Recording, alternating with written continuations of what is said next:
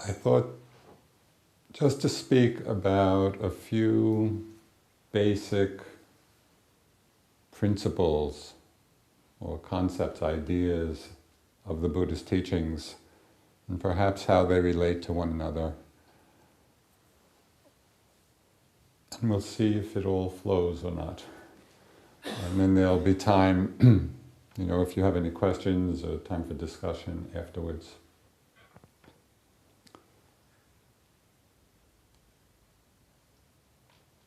I think one of the most important foundational understandings of the Buddhist teachings has to do with what he referred to as the law or the truth of karma, which means that our actions, whether the actions are of our body or our speech or our mind, bring results. Now, these teachings on karma can get very complicated, and there are lots of philosophic discussion about how it all plays out and what it means. But I think for us we can understand it in a very immediate and practical way. And that is understanding that what we do, how we act, the way we speak, has an effect not only on other people, but on our own minds. So we are creating, moment to moment, our own inner mental environment. And this is the environment we inhabit in our lives.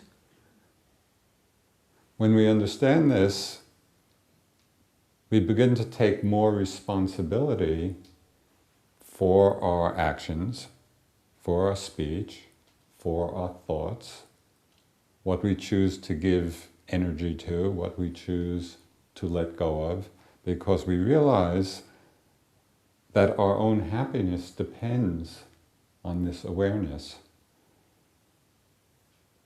You're probably familiar with this Vietnamese Zen master, mindfulness master, Thich Nhat Hanh. He had a wonderful expression.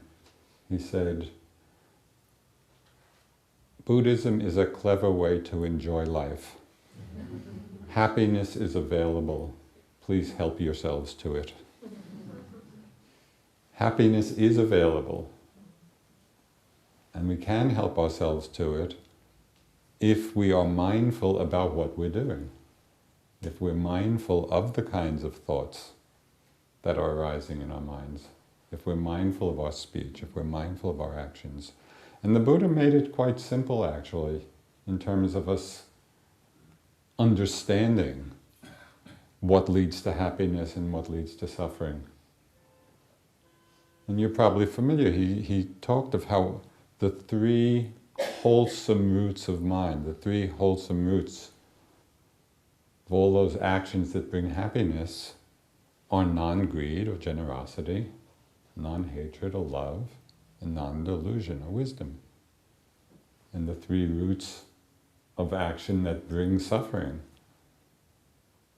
are exactly the opposite. They're the actions of greed, of hatred, of delusion. And so our task is to pay close enough attention so that we realize what it is that we're doing, which qualities of mind are we actually cultivating. The point of reference for discerning whether something is skillful or unskillful is quite subtle. The point of reference is the motivation behind the action. And it's said in some teachings that everything rests on the tip of motivation. That's how important this quality is. So before we speak, what's our motive?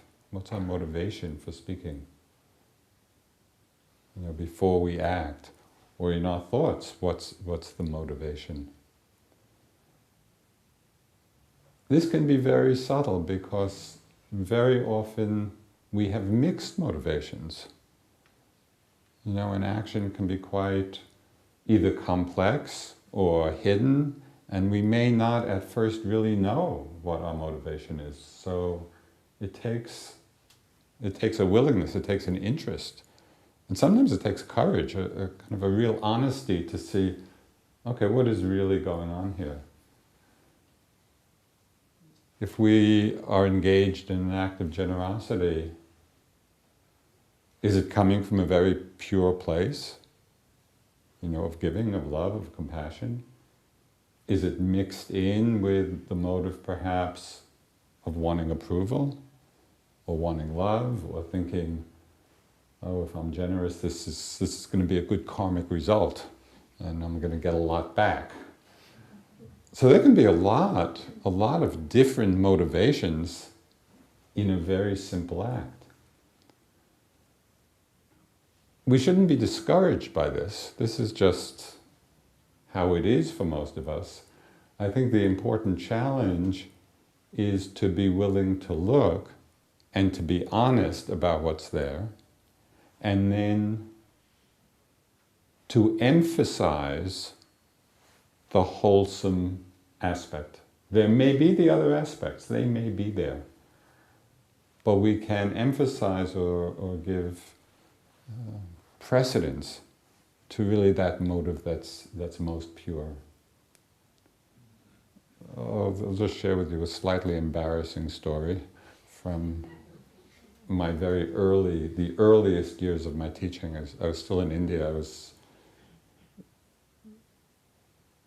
wasn't really quite a teacher, but in the summer months we'd go up to the mountains. It was very hot in the plains, and there would be a group of Dharma friends. And Munindraji, my first Dharma teacher, he just encouraged me to give a little Dharma talk, once a week, just to the group of friends who were there. And so once a week we would all meet, and the motive was pretty much pure. But I was in love with the Dharma, and I just wanted to share. But I noticed myself every week counting how many people came. Oh, this week 10 people came. Next week, 12. And it was just so interesting. I was just watching my mind do this. I wasn't asking for it to do it. It just seemed to do it by itself. So I didn't worry about the fact that my mind was doing it, and I didn't have self-judgment or self-blame, but I could be aware of it. I said, oh yeah, there's that part of the mind that's looking for, I don't know, whatever it was looking for. And then I could just get into, giving a little Dharma talk and sharing, and it was all fine. And then the motive got purified in the very act of speaking the Dharma. So it was just an early little lesson in how often our motives can be mixed, and that it's okay. The important thing is that we don't delude ourselves. The important thing is just that we're honest. We see, okay, this part is here, and then we act from the wholesome part as best we can.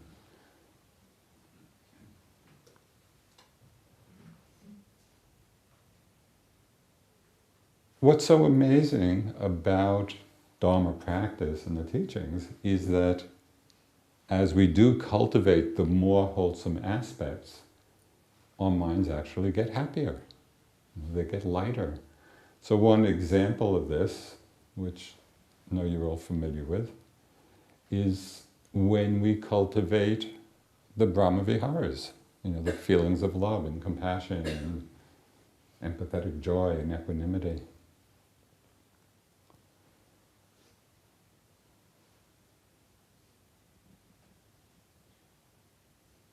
The feeling of metta, the feeling of loving kindness,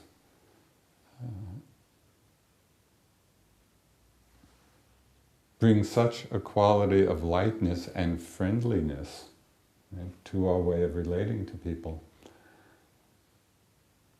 There's one little problem, I think, that can arise at least in the English translation of metta, of loving kindness, and I've seen this come up over the years. You know, we speak of loving kindness and sometimes people emphasize the love aspect. And I don't know how it is in French, but the word in English, it's like, even though it's just 4 letters, it's a huge word. You know, love and what it means, and we have so much projection and ideas and fantasies about what love means, and very often people feel, oh, well, I'm not loving enough, or all kinds of conditioning around it. And so sometimes this might be a hindrance or an obstacle for actually practicing it, right? Because we're not even quite sure exactly what it is in its pure form. I find that for myself, I really like to emphasize the kindness aspect of metta, because kindness, that feels like a very down-to-earth quality. You know, it's very pragmatic. It's not kind of up there in some abstract way. It's just as we're with people, as we relate to people, can we practice being kind? You know, kind in our speech, kind in our actions. So it feels very pragmatic to me. It feels something, yeah, this is something I can do.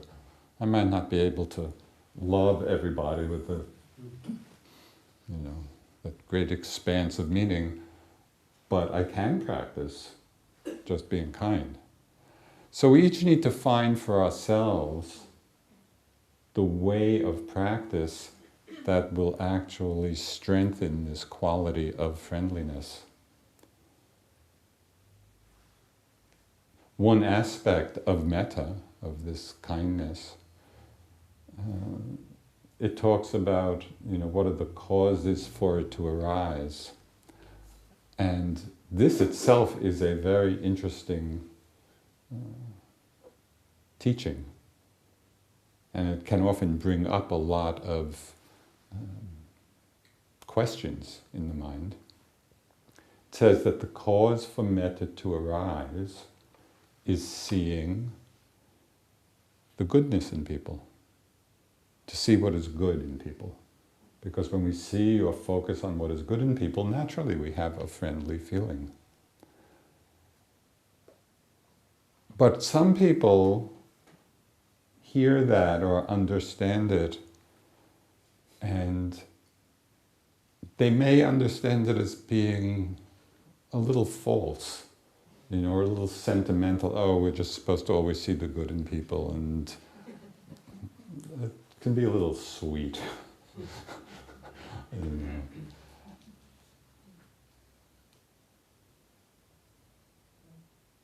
But there's a way of practicing that specific teaching that is really very profound.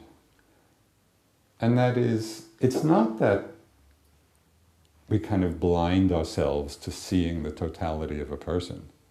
Right? When we're with people, we can see whatever we see, you know, and sometimes there's the good qualities and sometimes there's the not so good qualities. But what the Buddha is saying here is, even as we're seeing the totality of the person and understanding it, can we focus our attention on that part of them that is good? And when we do, what we find is that our minds become much less judgmental. It's not that we don't see, it's not that we're pretending, oh, everybody's, you know, wonderful all the time, because very few people are. So we see it all, but we're focusing and we're giving emphasis, we're valuing what's good in people. And that generates a very natural and spontaneous feeling of friendliness. So these are just ways of practicing, of putting into practice the understanding that what we cultivate in our minds will affect not only the other person, but will affect our own happiness.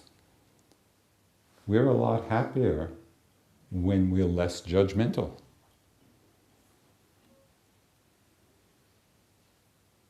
The Dalai Lama had some beautiful words about this. He said, and this itself is a great practice, he said he tries to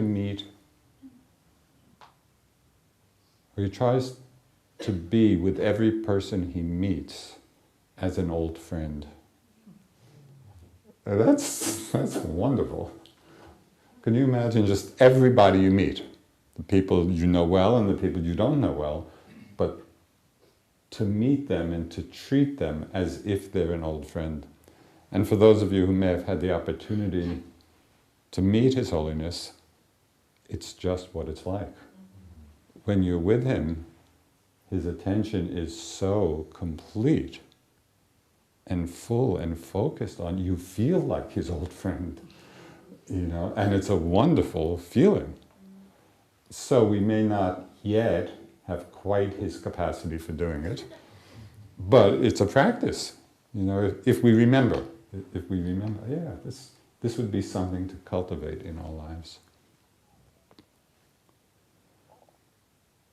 Okay, so this is just kind of a few reflections on understanding how we can apply the teachings of karma, meaning that our actions of our body, of our speech, of our mind, have impact. They have impact on the people around us. Most importantly, they have impact on our own minds. So we can take responsibility. One important lesson in meditation, not only in meditation, just one important lesson we can learn from life, although we often don't learn it, is that nobody makes us feel a certain way. This goes back quite a few years. I was in this relationship, and we were having a little argument. And in the course of the argument, my friend turns to me and she says, "Stop making me feel aversion." And I started to laugh, which was not a good move. So I learned that. But it was a striking reminder of how often we put the responsibility for how we feel on other people. Right? And somehow if they were different, I wouldn't feel the way I do. That's very disempowering. When we realize that how we feel, that's up to us, that's up to our own mental cultivation, our own understanding. And the Buddha gave a very powerful teaching about this. And it's one that I love the teaching because it's such a high standard that it really emphasizes the potential for us. So he was talking about, this was in the context of right speech, but it was really about right listening. And in one sutta, the Buddha's talking to a group of monks, or it might have been a group of lay people, I'm not sure. And he says, people may speak to you in different ways. They may speak to you truthfully or untruthfully. They may speak to you gently or harshly. They may speak to you with a heart of loving kindness, or they may speak to you with a heart filled with hatred. And he goes on, so it just goes on this long list. And then he says, regardless of how people speak to you, you should abide with a heart of loving kindness, compassionate for their welfare. Well, that's something.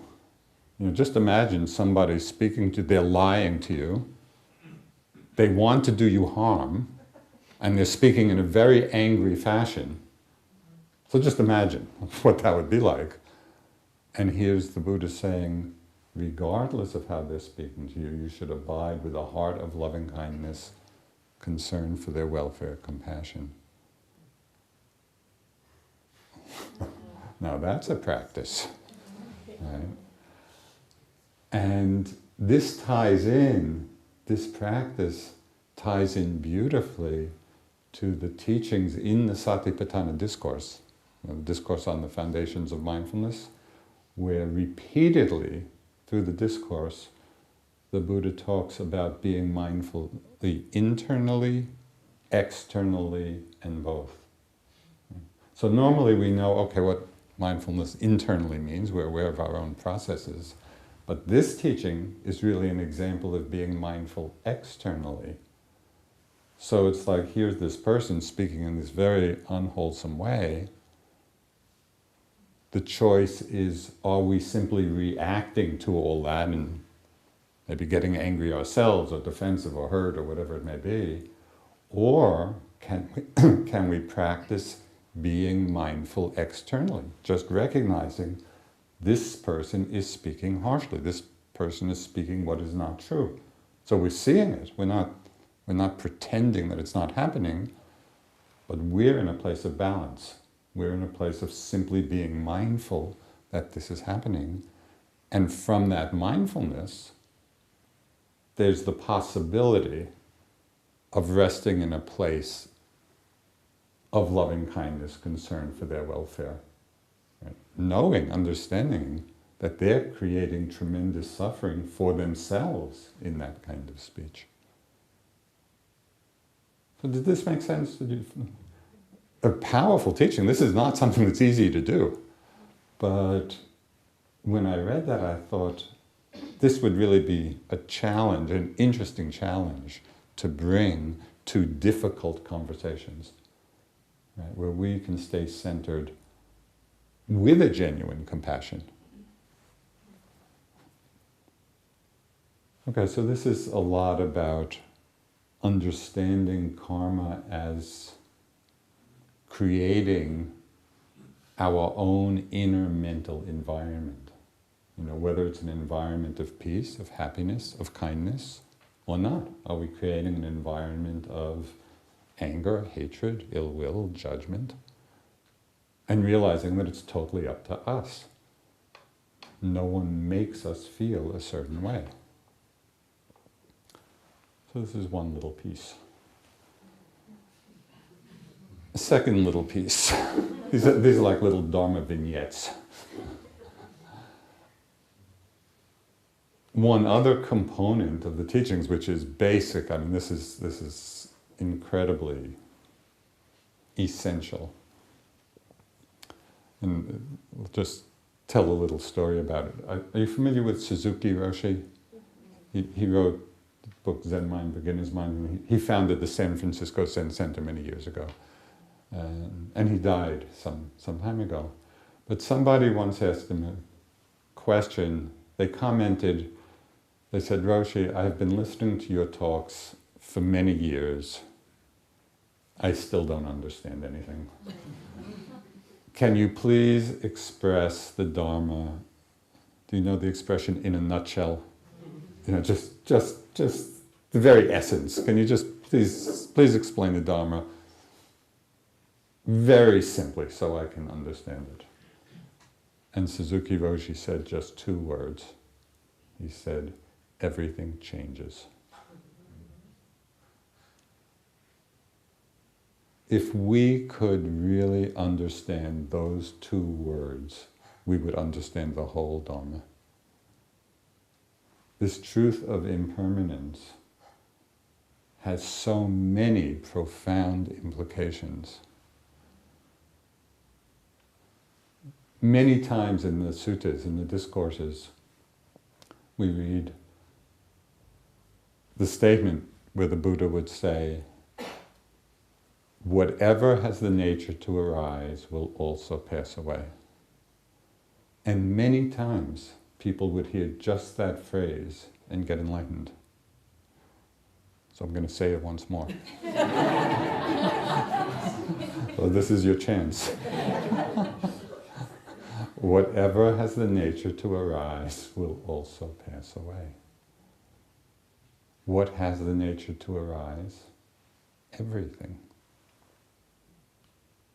Now what's interesting about this is that on a conceptual level, we all know this. This is not a mysterious teaching. And you could go up to anybody on the streets of Geneva and say, do things change? Everybody would say yes, right? So this is not a mystery. But we know it intellectually, deeply, but we don't really live from that understanding. Because if we really lived from that understanding, we would not cling to anything. We would not grasp at things. What happens when we cling to something which in its very nature will change? The more we cling, the more we suffer. It's so obvious. You know, if we cling to youth, how do we feel as we get older? If we cling to health, how do we feel when we get sick? It doesn't mean that we shouldn't take care of our health, but like everything else, these conditions change. So the body is going to get older, the body is going to get sick, the body is going to die.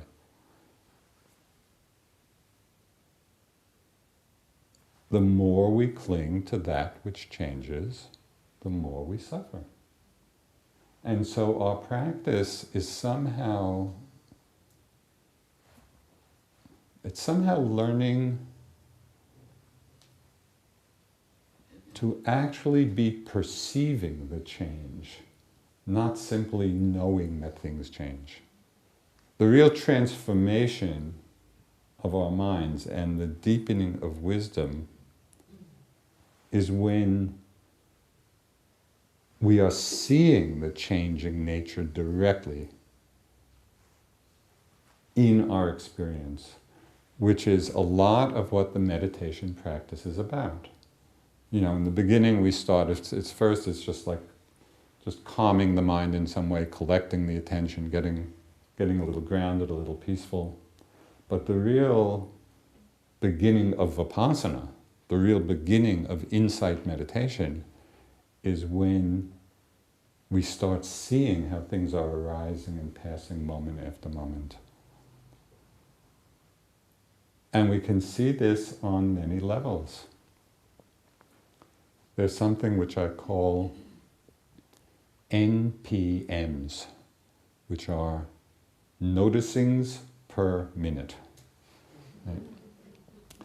Now, at first, our NPMs are pretty low. You know, maybe we have, I don't know, 5 NPMs or 10 NPMs. You know, we may notice 5 or 10 different things in a minute.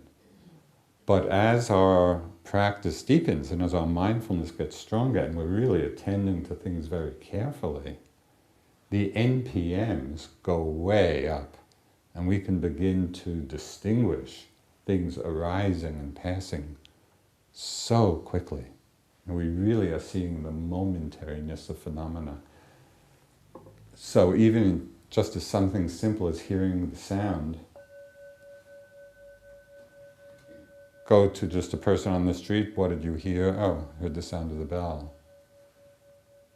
But for a meditator, you know, how many different vibrations and nuances and just hundreds, thousands of things are going on. Which if we're attentive, if we're really paying attention, we can hear that, we can know that. The same thing with the breath. We might think that the breath, oh, take an in-breath, take an out-breath, 2 things, 2 notings.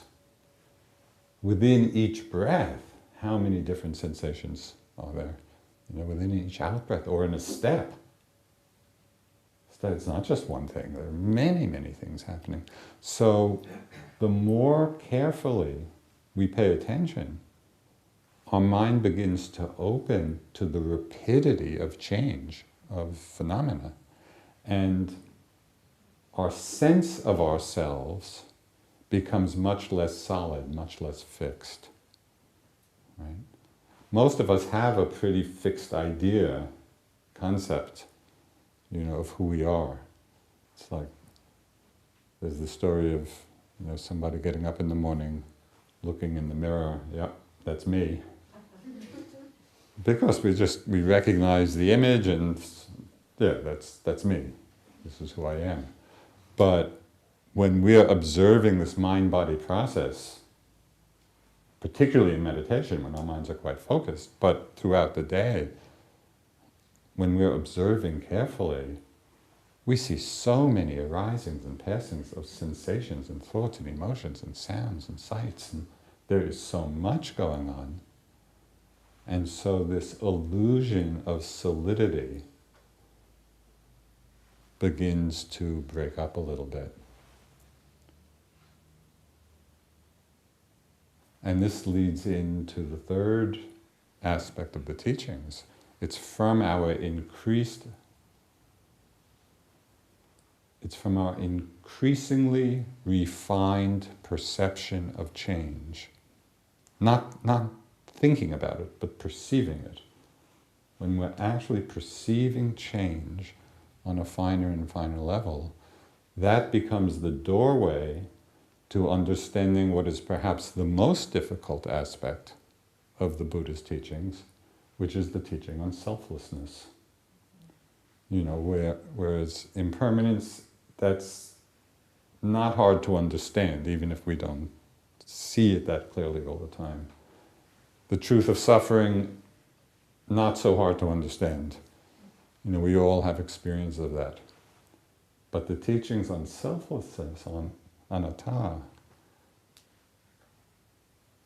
that's hard to understand. It doesn't fit with our common sense view of ourselves or the world. Right? So this really takes a lot more investigation to understand, okay, what is the Buddha talking about? This understanding of selflessness.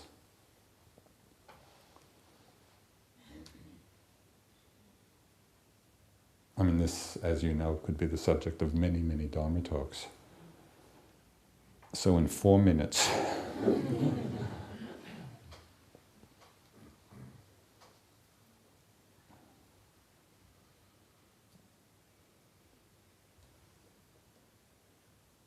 just a few things to say about it, and again, maybe these will just be seeds for further reflection.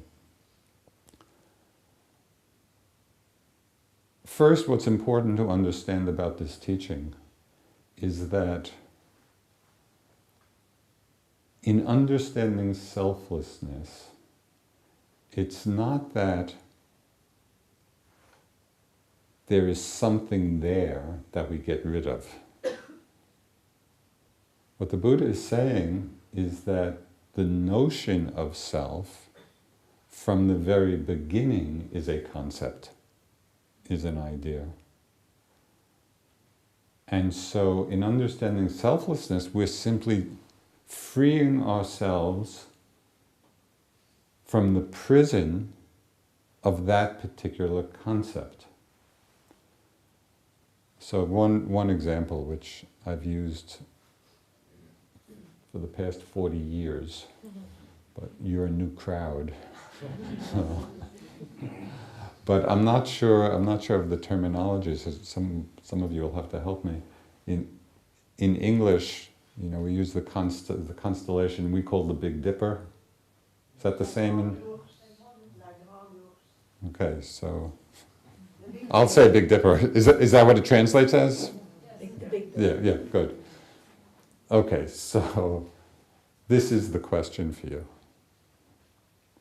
Is there really a Big Dipper in the sky? There's no Big Dipper. What happens is we look at the sky, we see this very apparent constellation. It's very easy, to pick out. So we put a name on it, Big Dipper, and that concept separates out those stars from all the other stars in the sky. the notion of self, the concept of self, of Joseph, is like Big Dipper. There's a pattern, there's the elements, all the elements of mind and body, the material elements and thoughts and emotions, and all these elements are like the stars of the constellation. They're in a certain pattern. And the pattern is consistent and we can recognize it. Oh yeah, this is Joseph. And it follows certain laws. But there's no thing in itself, just like there's no Big Dipper, there's no Joseph, there's no self apart from the pattern that's there. So a few follow-up questions. Next time the sky's clear, go out at night and see if it's possible not to see the Big Dipper. It's really difficult. We have been so conditioned to see in a certain way, it's very hard not to see it. But if we can loosen, attachment is a bit too strong a word for Big Dipper, but if we can just loosen the conditioning a bit around seeing the Big Dipper, what happens? Then we see the entire sky, not separated out. So as we begin to just loosen a bit the conditioning around the concept of self, of Joseph, we still use it. On the relative level, we still act and relate as individuals, as selves one to another. So on the relative level, all of that is the same. But if we understand on a deeper level that the self, or Joseph, is a concept, just like Big Dipper is a concept, then there's a lot more fluidity in our lives. We're no longer in a prison of self-image, of self-concept. And so there's a lot more creativity, a lot more ease.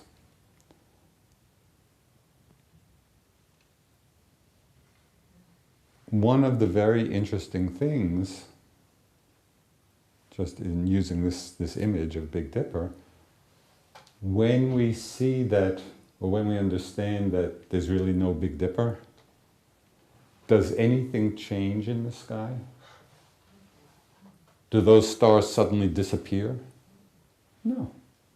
Everything is exactly the same. Everything is as it always was. We're simply not overlaying a concept onto those particular stars, but nothing changes. In the same way, sometimes people hear these teachings on selflessness and get a little afraid. No self. Am I going to just disappear in a puff of smoke? Or nothing changes. Everything is exactly as it always was, except that we're seeing it and understanding it more clearly. And in that clarity, there's less attachment to the notion of self, even though we still use it conventionally, but we're not so attached to it.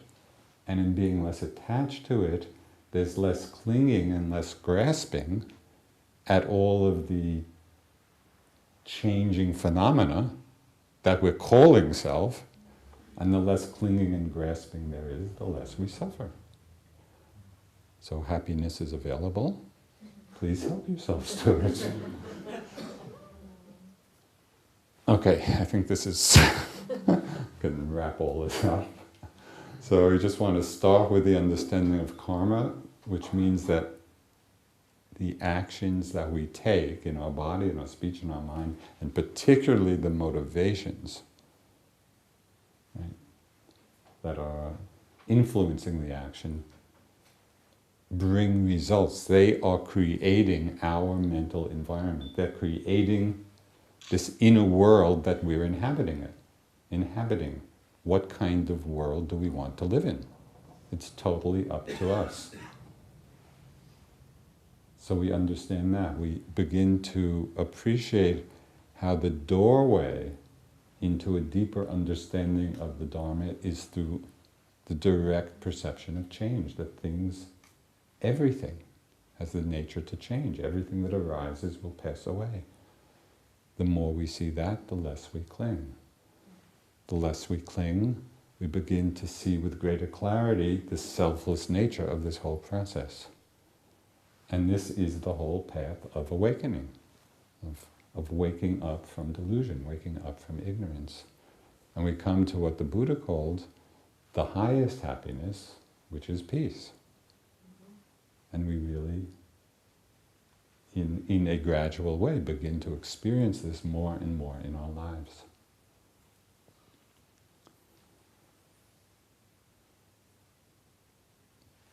So, if you have any comments or questions?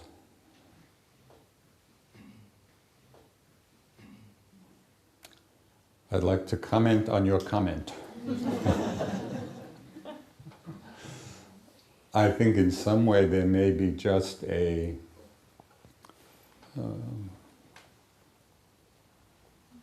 kind of lack of clarity of language, not of meaning. Because when you said, in this 80 plus years of Dina, you feel a consistency, for me, the way I understand that and would agree is that there is a consistency to the pattern. Right? We all are conditioned in certain ways which are quite consistent, which are just the habit patterns of our lives. And I think that's what you're feeling, and that's what we all feel. We can relate to ourselves, as having a past and gone through certain experiences and, projecting perhaps into the future. So in that sense, I think one could say there is a consistency. In talking about selflessness, and this is a subtle point that's not easy to understand right away. It takes some practice and reflection. To say or to talk about selflessness is simply to say that, now this may be challenging, there's no one behind the consistent pattern to whom it's happening. What we call self is the consistent pattern. So in that sense, we could say, we could talk of a self. In fact, this was one Tibetan teacher, somebody asked him, is the self real? And he said, yes, the self is real, but not really real. And I think that's a really good teaching, because it is real in the way we conventionally understand ourselves in the world and relate. And I think it's what you were referring to. There is a consistent pattern to our lives. So in that sense, we could say, yes, the self is real. But as we look more carefully at the pattern, which is consistent, we see that there is no underlying substratum which is carried along somehow, or to which it belongs. That we are the flow of changing experience. Yeah. You have plenty of time to awaken. No problem. Because it's always, in any moment, it's sort of like a, I don't know what the right image is exactly, but in any moment, we're either aware of what's happening or we're unaware. That's the choice. So that's all. In any moment, we're just practicing being aware more moments. And that's timeless and ageless.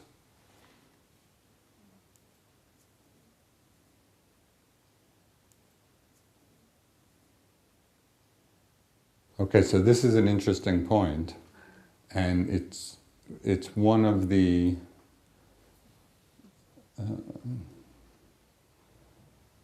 it points to a distinction between two words coming from the Eastern traditions, which are sometimes used interchangeably, but actually mean different things. And the two words, this is in referring now to your comment, the two words are reincarnation and rebirth. Now, often in kind of the more Hindu philosophical approaches, they would use the word reincarnation. In the Buddha's teachings, he didn't use that word. He used the term rebirth. Why? Because reincarnation implies that there is some being that goes from life to life, some being that is reincarnated, and so was in this past life and then somehow is reborn in the next life. The Buddha's teaching on this is somewhat different, and so he used the term rebirth to suggest or to say there is a continuity to the process. So, and this may be what you're referring to. And we can see this even within this life, not even leaving aside next life. Right within this life, this process is not chaotic. We wake up in the morning and there is that familiarity and the patterns are there and the patterns of conditioning and habit are all there. So each moment is conditioning the arising of the next. So I'll give you an example. If you plant an apple seed, and you water it and the seed germinates and it grows and, a little seedling and then a tree and then new apples and new seeds and so on. It's not that the first seed is carried along into the tree, into the fruit, no. It's that the seed is part of a process of becoming, of changing. The seed becomes this, becomes this, becomes this. Right? Becomes tree, becomes new seed. So that what the Buddha is saying is that there is no element that is carried over, but there is a process of continuity. And so it's just to understand that distinction.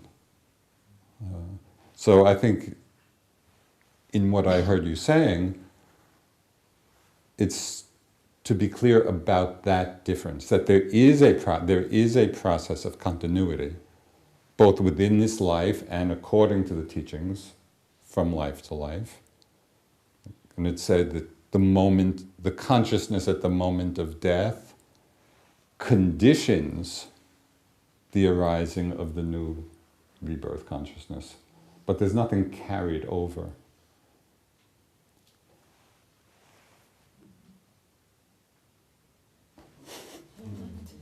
I think that our way of exploring this, because for most of us we don't have the power to see. Maybe some of you do, I don't know, but past lives and future lives. But we can see and examine what this process, or how this process is happening right now, moment to moment. And the more clearly we see that, then we can have an intuition about, if it's happening this way now, maybe this is how the process continues. Well, I think that if you're saying, or what I would say, is that you could call this changing process the self. That's not particularly how it would be expressed in the Buddha's teachings, but I think that's a reasonable way of using that term. The important point of that being that even though we're calling this process self, it's realizing there is nothing permanent there, that it is a process of change.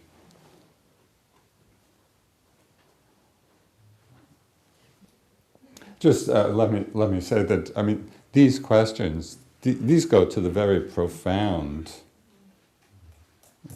aspects of the Buddhist teachings. So, if it's not totally clear,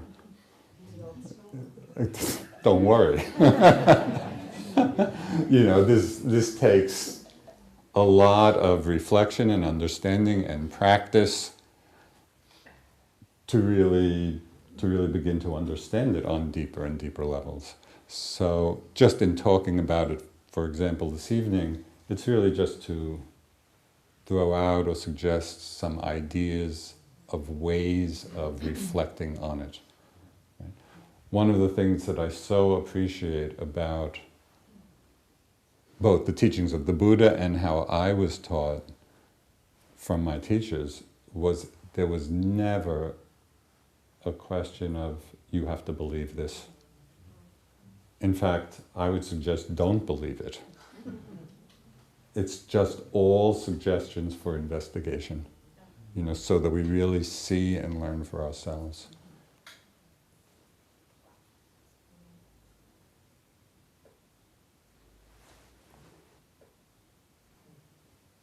No, I think that is a very important point, and it points to, in my mind, to two things.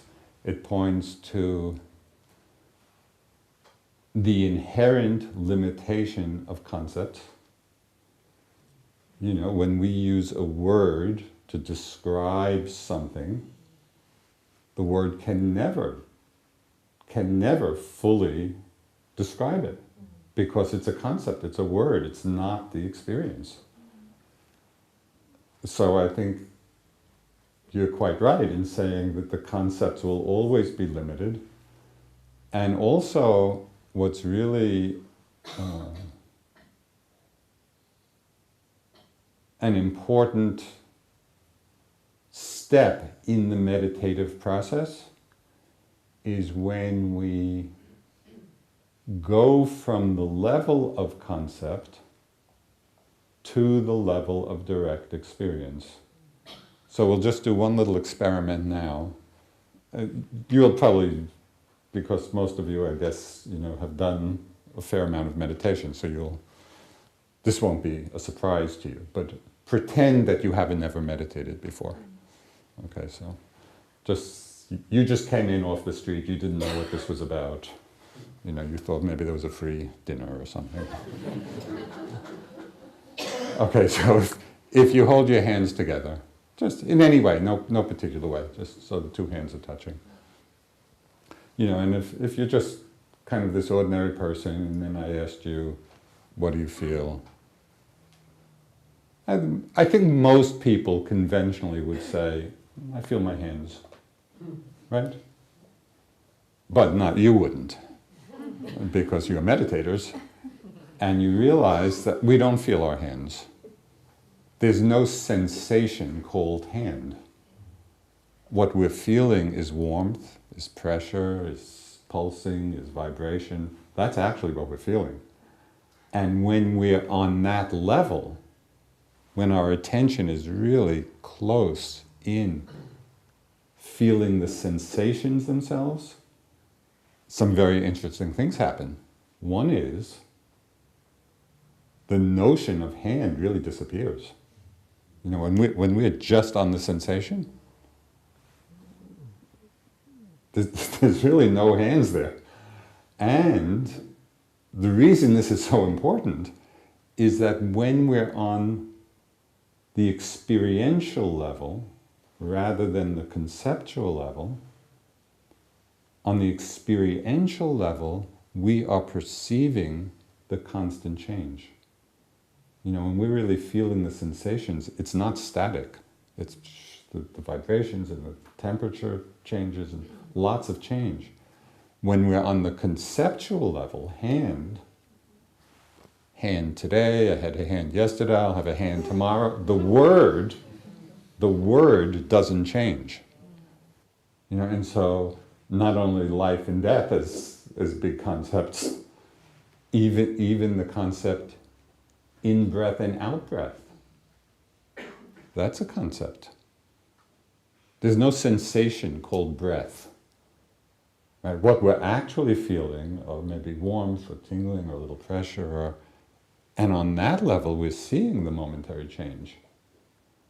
So this level shift is very important, and understanding the difference between concepts, which are common. We live a lot of our life in the world of concept.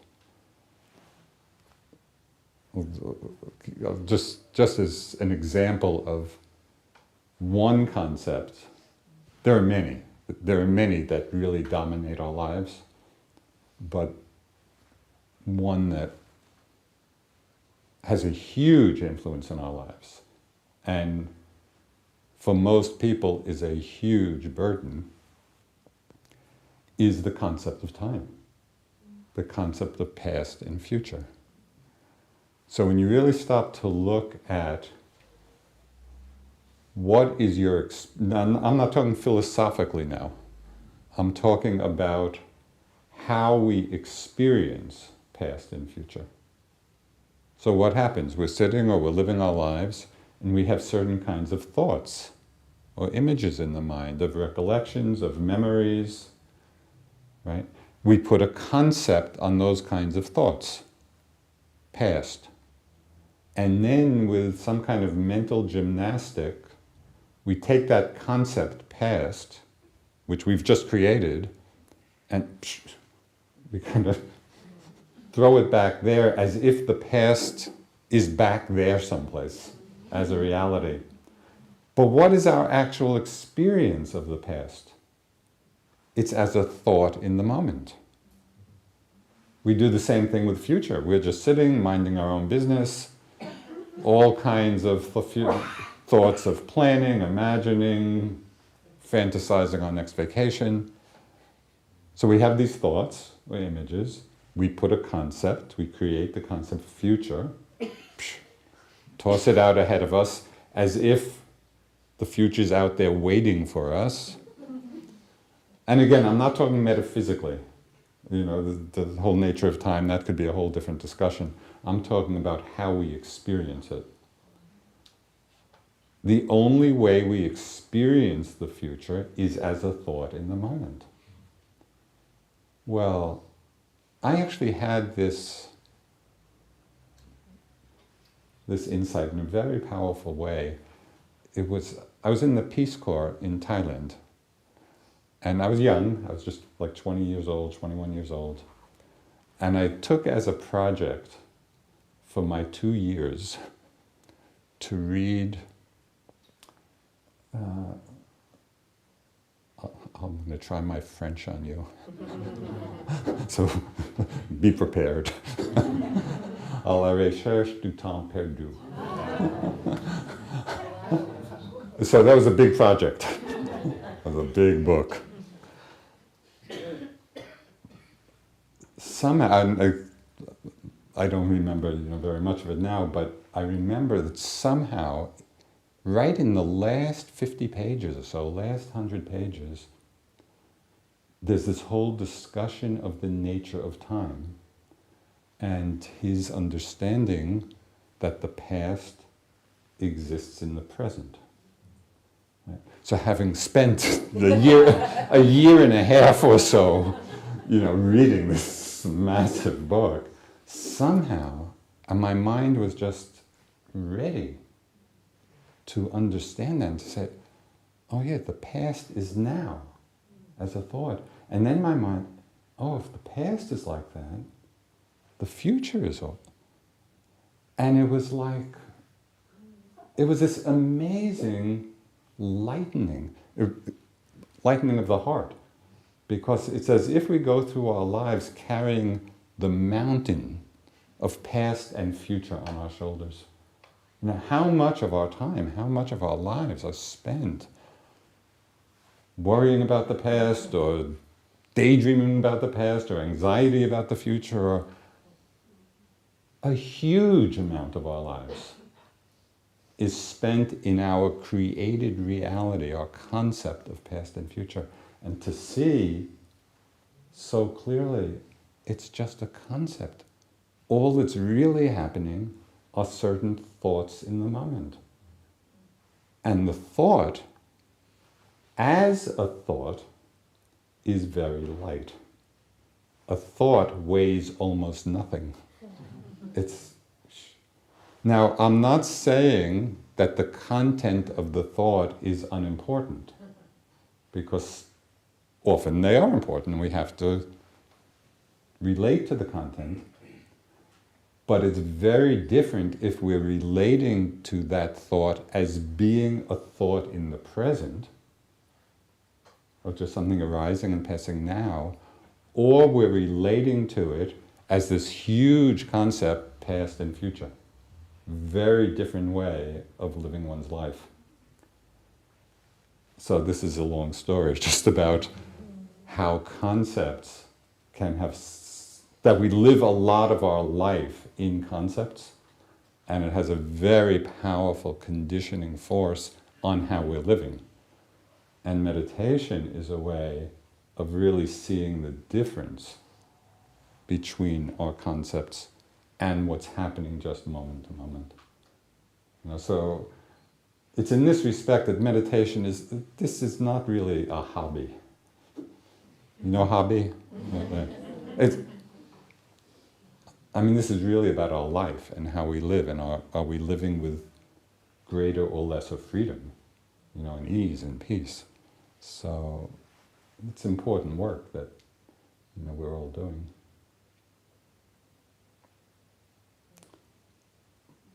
So I think that could be a good note to. Thank you. Thank you.